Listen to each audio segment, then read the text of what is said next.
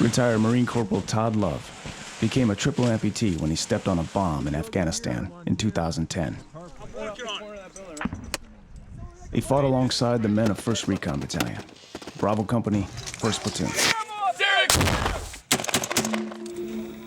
At the end of that deployment, 46 men were wounded in action, to include double and triple amputees like Todd. Members of Bravo 1 have reunited every year for the last decade to celebrate life and, at times, face physical challenges together. Although most of them have left active duty, they still live by a creed, and their commitment to each other doesn't end. They're preparing to climb a mountain together that's nearly 11,000 feet high, with their wounded. Andrew Dyer will lead the expedition. He's a highly experienced mountain guide, and as a corporal, he was the point man for his element in Bravo 1. He says the fighting they experienced in the first part of their deployment was very different from what they would see later on. And we were in gunfights, like we called them tick times, in the morning and at night, every night. But honestly, it was kind of fun. Nobody was getting hurt. We got into that rhythm, we knew what to expect. There were IEDs, but not a lot. And then the second part of the deployment is the Sangin part. And we knew Sangin was going to be the big leagues. That was the varsity game. And we knew that going in, and we're so lucky that we had the experiences down in Treknawa to get us ready for that. Because if we had gone straight into Sangin, I think half of us would have died for sure.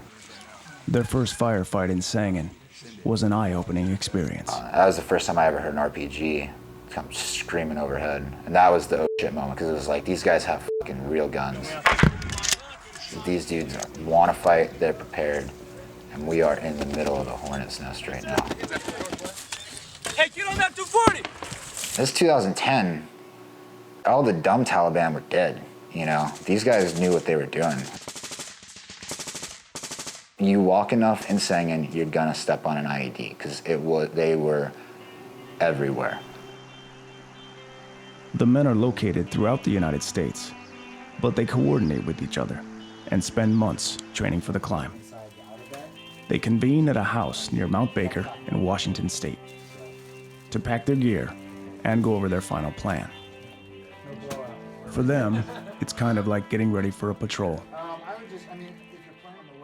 Retired Corporal Kyle Thompson recalls the moment his team got hit.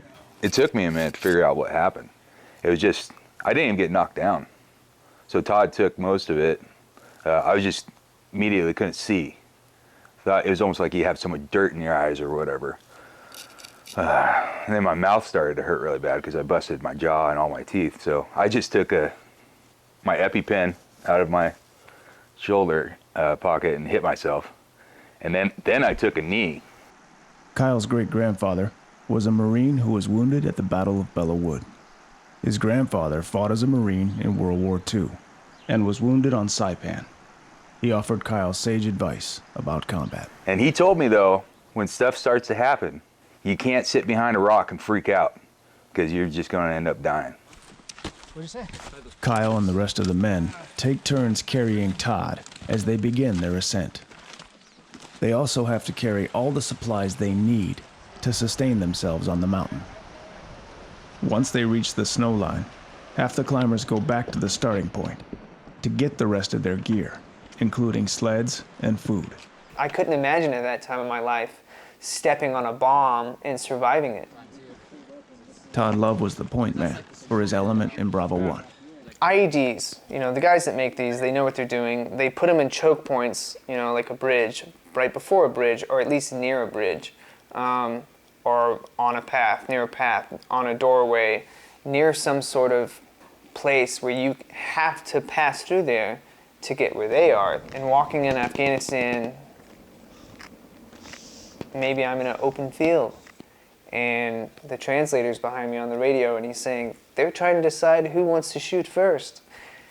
I don't have time to stop every time my metal detector goes off, especially if it's going off every 5 feet.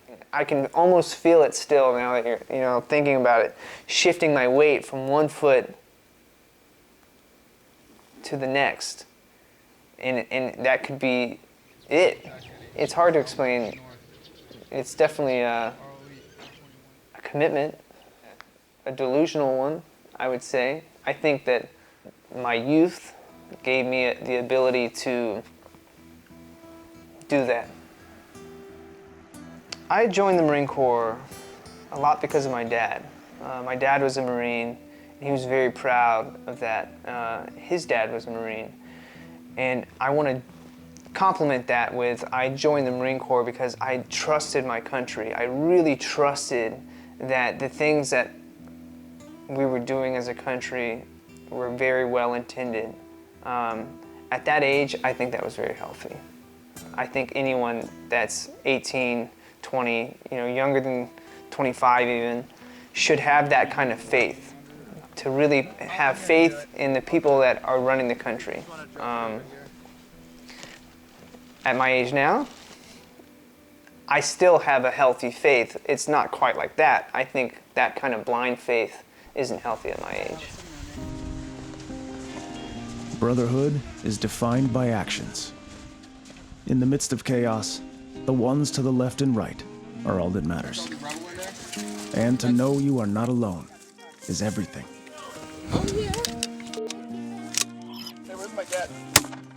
I want to do this climb because it brings me close to my platoon.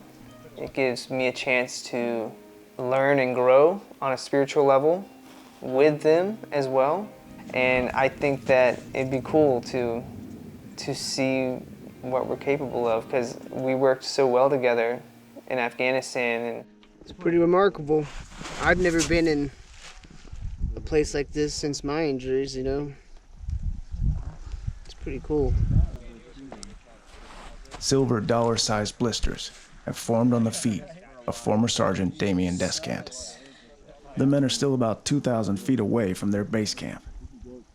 Damien was at the back of the patrol when Kyle and Todd got hit. I had a baby on the way, and so part of me was like terrified that I may not see my child. I may never even get to meet my child. But on top of that, the fear of failing my guys is overwhelming as well. As enemy gunfire erupts, Damien helps the platoon corpsman assess and stabilize the men. I thought Love was dead. He was already a tiny guy. He was, his amputations were so high. I thought he was blown in half. I thought it was like up to his stomach. And Doc was dealing with him. I started helping Thompson. And I asked him, I was like, Damien, do I have a face? And he goes, yeah, man, you're cool. You got a face. And I was like, thank God. Damien attempts to give Kyle morphine. So there's black end, red end. Damien puts his thumb on the red end. So Damien jabs himself in the thumb with like 15 milligrams of morphine. It was pretty funny. When I switched my hands, I must have rotated it. And it's dusty, it's hard to see. And so when I went to stick him, I pierced my thumb with the auto injector. I was like, shit. And so I pulled it out, stuck what was left in him, and then I grabbed another one, I stuck him with that one. But then I started losing feeling right here. So when we were working on Todd, I'd do the NPA, I was like, this hand. All right, Todd, here we go. I remember hearing Todd's dead. And I thought, that sucks, man. Sucks to be Todd, but at least I'm alive. And then what felt like 10 minutes later, somebody's like, he's got a pulse. And then, so I remember everybody started working on him. The men move their wounded under fire into a nearby compound. Hey, 4 to 6 guys. They're very aware of what's called the golden hour.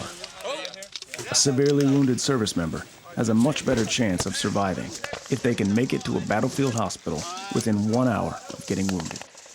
Retired Marine Master Sergeant Dave Jarvis was Bravo 1's platoon sergeant.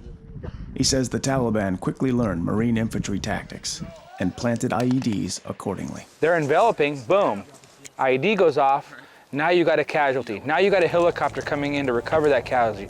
Now they've got this diamond in the sky and this big win if they can knock out a helicopter. Todd's injuries are so severe that a normal tourniquet won't work, so the men adjust. They improvise with their weapon systems.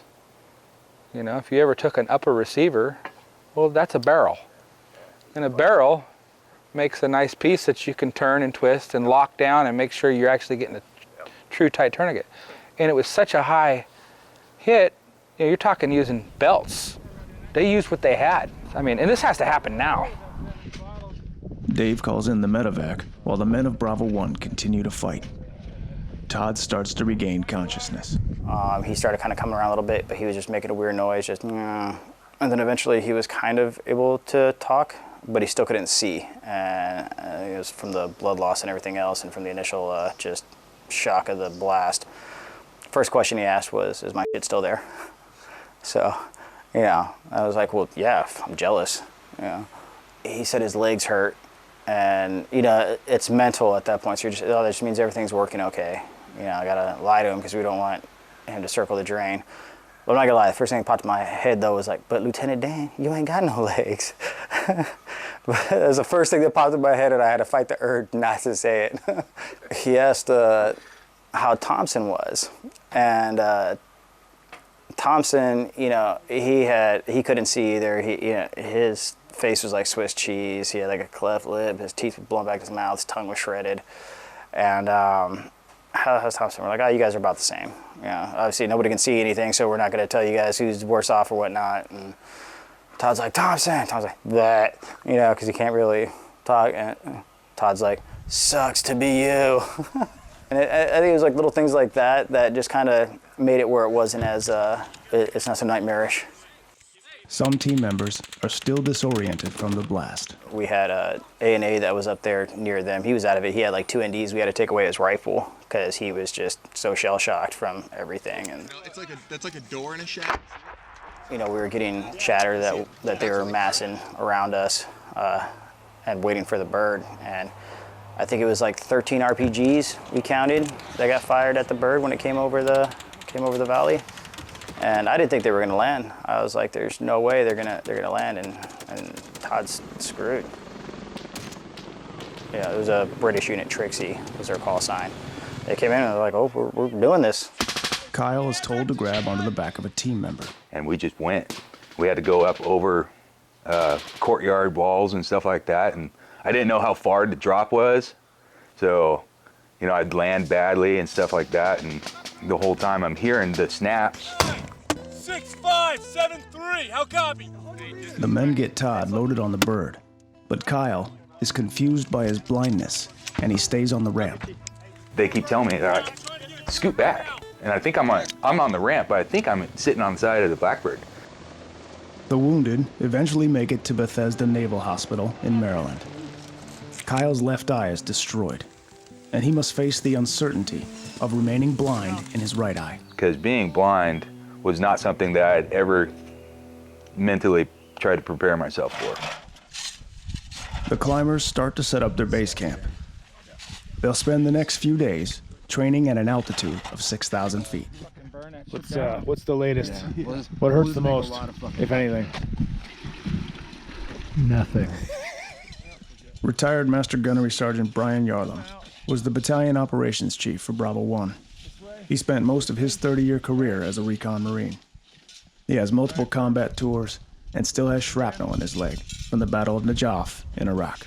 Yeah, I told Dave and all the Yelp platoon sergeants, hey, look, you're out there, you're the eyes on the ground. Whatever you say, I will back you up 100%. I will never question you. I will always back you up, and I will be standing there for you. Pinching the carabiner. The men practice their mountaineering skills and adjust to the altitude difference. They work together seamlessly, just like being back on patrol. The grind of sustained combat has a way of aging people overnight. You carry gear so heavy that it digs permanent scars. You're constantly on patrol or on watch, and existing on a few restless minutes of sleep for months on end in the worst possible conditions. You can be so completely exhausted that you fall asleep standing up, and you don't even realize it. Your eyes snap open, adrenaline races, and you quickly wonder how long you were out. You scan with a hyper-awareness, looking for the smallest change in detail of the ever-shifting battlefield. Always grateful for your brothers in arms. Bravo 1 fought in the Taliban's backyard, and the enemy had years to prepare their defenses. Every step you take in Sangin, I mean, I've looked at my legs and audibly said goodbye to them before. The only place you could really walk and not be terrified was in the middle, I mean, just random spots of wide open cornfields. But you can't just walk through cornfields. You gotta cross paths and canals and bridges, and you got to go through doorways and up staircases and over walls. I had a lot of moments where I knew that my luck and my ability to avoid the inevitable was coming to an end. This acceptance is really what it was. It's like, we're gonna fucking get up, we're gonna go on patrol, somebody may die, and we're gonna fucking get up. And if that happens, we're gonna go back and smoke a cigarette, fucking get up again and do it again the next day. And we're gonna do that day in and day out until somebody tells us to go home. I was expecting it. At 20 years old, I was content with the thought of dying. The Taliban constantly adjusted their tactics. They started setting up IEDs where we moved to after we took contact. I got one of them. Darren Corthice was a sergeant and a machine gunner with Bravo 1. He says the Taliban tried to anticipate how the Marines would react in a firefight. So there were situations where we were taking semi-accurate fire and we were taking a knee, not moving, because we didn't want to go. It was worse to go to the IED than it was to take semi-accurate fire. The men train until nightfall, trying to prepare for any scenario they might face. I haven't had to sleep with grass, man, in a fucking long time. We're trying to give you as much room as possible. Chief Warrant Officer Sam Shin is still on active duty. He was a staff sergeant with Bravo 1 and an assistant team leader. He says the Taliban knew them well. They would call us the Black Diamonds. So when they would come over the chatter, we knew that they were talking about us, which took a guilty pleasure from that. The men train for 2 days, perfecting how to carry Todd. And they develop a system to quickly rotate carriers. Jake Edmondson is still on active duty. Kyle is like a brother to him. You know, all the comm was going crazy, and you're kind of listening to all the communications and hearing the rumors through the guys and what's going on. I was just watching the smoke cloud, just sitting there worried about what had happened. And that actually came back over the radio that, like, maybe this wasn't this words, maybe it's just the way I remember it, or somebody said something that Kyle's face was gone. The climbers pack their gear and prepare to summit the next day. Oh, man. How you feel? You all right? My zipper's fucking broke. Weather conditions constantly change. On the morning of their planned summit, more than a foot of snow has fallen in a matter of hours. The forecast is not good. All right, so obviously we didn't push for the summit this morning. I think you guys can see why. There's a foot of fresh snow on the ground, and it was pretty windy last night. The big thing would be having Todd in a sled for, 2 hours. You would have been drenched to the bone, and we would have been turning around. With so much snow and bad weather, the possibility of an avalanche on the Roman wall is very real. We do not have the gear or the skills to rescue anybody from being buried in an avalanche. So this is kind of a zero-sum game, and we have to take it seriously. Andrew makes the call to wait and watch the weather. Adding an additional day will stretch their food resources. The men continue with their rehearsals, and the weather changes by the minute. Both the winds and the chance of precip and the cloud cover drop significantly right at 10 to 11 a.m. Winds drop down to like 11 miles an hour. This is 8,500. That should be when we're on the wall. It should be like right before we start scaling the wall. The weather at base camp clears briefly as the men rest and make final preparations. Nothing else. All right, how do we get rid of that? There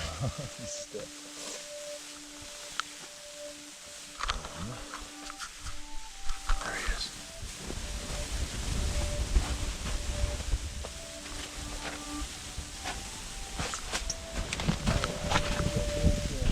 A new storm is rolled in as they prepare to step off. Good to go down here. Turn my way a little bit. Okay, we're gonna tighten Within minutes, they begin their ascent. As dawn arrives, there is no visibility. Andrew methodically searches for and marks each crevasse. The men follow in each other's footsteps. Suddenly, Jake, the lead man in Todd's rope team, falls through a snow bridge up to his waist. and he's hanging on a small ice ledge. The rope team follows the procedures they've practiced the last 2 days. After a tense few seconds, Jake gets his footing and climbs out on his own. You okay? As they continue to climb, the weather gets worse. Other climbers also punch through snow bridges, and their progress is tedious and slow. The sun breaks through, revealing a massive crevasse. But as the men pause, the weather begins to clear. And when they step off, Mount Baker offers a glimpse of its beauty.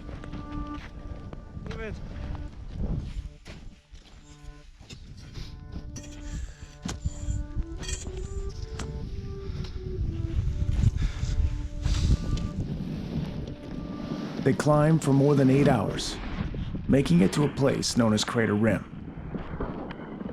where volcanic steam constantly rises.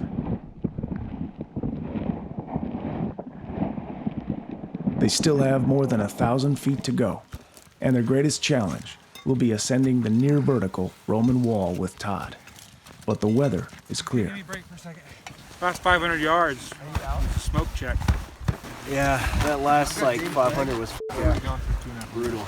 They're tired, but they've made a lot of progress. Yeah, no, we're gonna make it. They readjust their gear and prepare for their final push to the summit.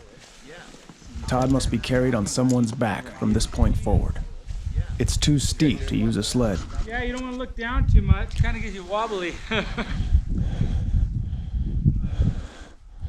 At 10,000 feet, the lead rope team is on the steepest part of the Roman wall. It's very slippery, and they have almost no grip with their pickaxes and crampons. If anybody loses their footing, the team runs the risk of falling into a large, partially hidden crevasse on their left. What? I think you should think twice about bringing Todd on this route. There's not much bite in this dirt. It's all rock and shitty footing. Andrew decides to take the route, carrying Todd on his back. All right, let's do it. Bad weather rolls in quickly, making things worse. They make it past the wall, but still have about 700 feet to go. Blistering winds and deep snow make them earn every step. The weather starts to clear slightly. The summit comes into view, and they have arrived. About to go left. The last 100 yards is a testament to the character of these men.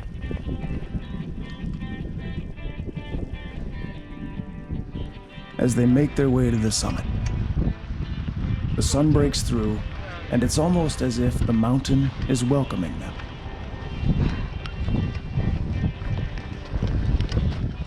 All right, it's on you. That's a good little workout.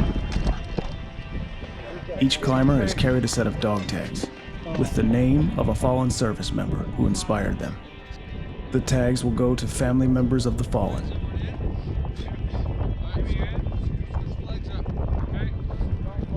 They begin their long descent back to base camp, and they pause in a storm at Crater Rim. All we gotta do is not go in a hole. That's it. When they get back to base camp, they're greeted with clear skies. They've climbed for nearly 15 hours, and they're exhausted. The next morning, they make their way back down the mountain. They had climbed with their wounded through some of the worst weather Andrew had ever seen on Mount Baker. Rain, snow, hail, and strong winds, with nearly every climber punching through a snow bridge at some point. Here it comes. All right. Got it? Got it.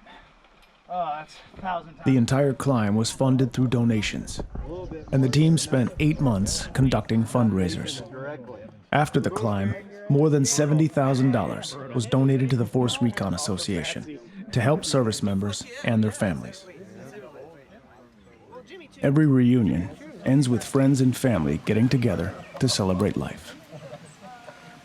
They catch up and make plans for the next year. Then they gather by the fire to trade stories. Courage is the acknowledgement of fear, and true bravery is demonstrated by doing what needs to be done with complete understanding of the danger ahead. By their actions, these men remain devoted to something greater than themselves. And each man will never let their brothers down for as long as they walk this earth. Like so many veterans before them, they've discovered a powerful truth. They're stronger together. All right. Play that first song you played, Never Above You, one more time. Always beside you? Yeah. For Todd, we're always beside you. All right. Hey, Frankie, you want to hear this one too? All right. Never get it on. Yeah. Yeah, this came from Fursky when I met Fursky. When I met him.